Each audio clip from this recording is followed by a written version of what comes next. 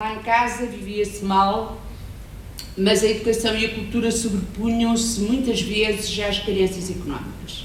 Ouviam-se rádios de onda curta, baixinho, noite fora, e comentavam-se as notícias em voz surda, com o medo das denúncias sempre presente. A existência de bufos, como nós chamamos hospícios, para além da porta da rua, constituía uma recomendação constante dos meus pais que na minha mente pairava como uma ameaça ao seu despedimento.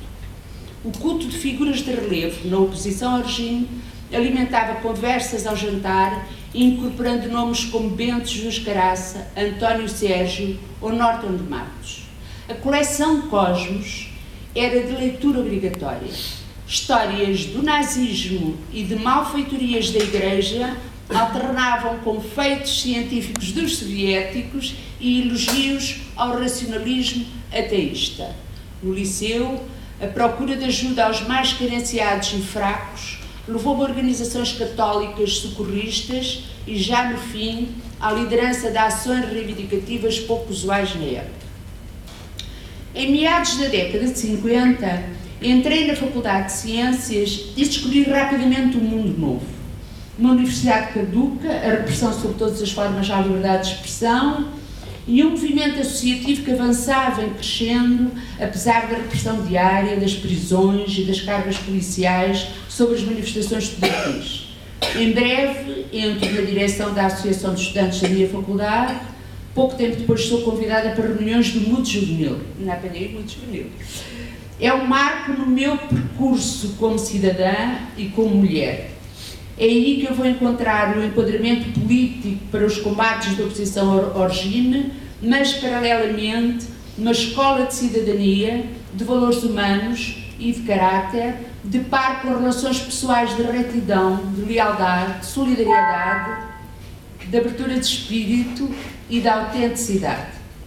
Integrada pela primeira vez em grupos com rapazes, sinto que não existe da parte deles qualquer discriminação pelo facto de eu ser rapariga e, ao mesmo tempo, eu era respeitada na minha feminilidade. Tinha então 17 anos e no dia-a-dia da universidade os laços afetivos entrelaçavam-se com a camaradagem na ação protestativa. Percebe-se que o meu primeiro amor tenha sido um desses camaradas. É com essas companheiras e companheiros que dou os primeiros passos no sentido de ultrapassar a mera posição crítica política ao regime para assumir, cada dia com mais convicção, numa atitude de intervenção na luta pelo derrubo do fascismo. A construção de um Portugal democrático passou a estar no meu horizonte.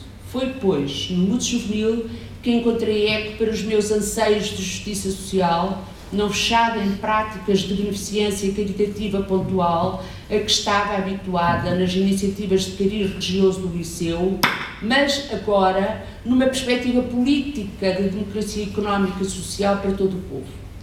O enquadramento que me era disponibilizado para reivindicações que respondiam aos meus ideais de igualdade social, aos meus anseios de liberdade, de igualdade homem-mulher, de democratização da educação e da cultura, forjava, a par e passo, as minhas opções por um combate que nunca mais cessou.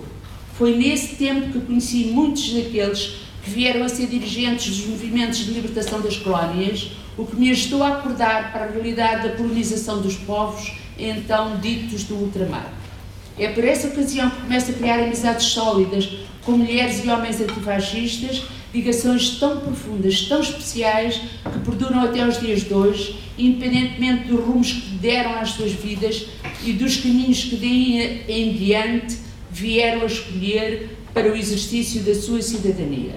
A luta política, mais tarde integrada em organizações clandestinas do Partido Comunista Português, arrastou-me até ao 25 de Abril num turbilhão de ação, de repressão, de prisões, de exílios, fugas e também de medos, de perdas, de grandes sacrifícios para conseguir desdobrar-me entre aqueles que mais amava e não admitia prejudicar e os combates a que me sentia umbilicalmente ligada.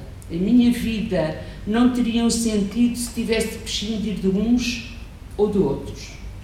Até à década de 70, na classe social a que eu pertencia, era escasso o número de mulheres que faziam uma escolha de vida idêntica à minha ou que alinhavam nas iniciativas da oposição democrática.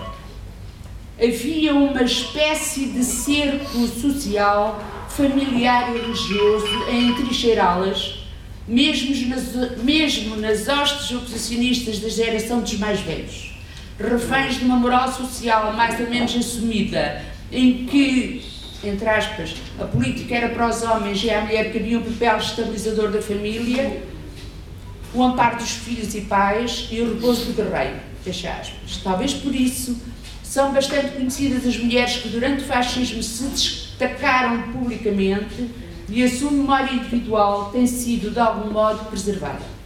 Se hoje em dia falamos de mulheres na oposição ao regime, ligadas a diferentes setores ideológicos, há de facto dezenas de nomes de dirigentes estudantis, de prestigiadas figuras políticas e de intelectuais que nos vêm à cabeça.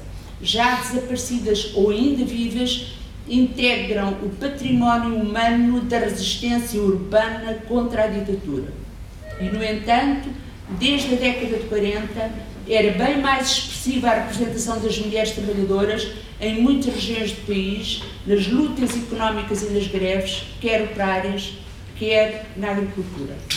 Durante a ditadura fascista, a ala das mulheres do Forte de Caxias espelhava frequentemente essa realidade. Catarina Eufémia cedo se tornou um exemplo dessas outras combatentes, assassinada a tiro pela Guarda Nacional Republicana, quando reclamava um mísero aumento para as ceifeiras do latifúndio em que era assalariada, surgiu ainda sob o fascismo como ícone dos duros combates travados por elas, pelo direito ao trabalho e por um salário minimamente condigno. Porém, haverá centenas e centenas de mulheres que não foram nunca homenageadas, a quem o Estado Democrático não deu uma voz na comunicação social e que só pontualmente testemunharam publicamente as suas vivências. São a face feminina de um sem número de participantes ativos nas lutas contra a ditadura.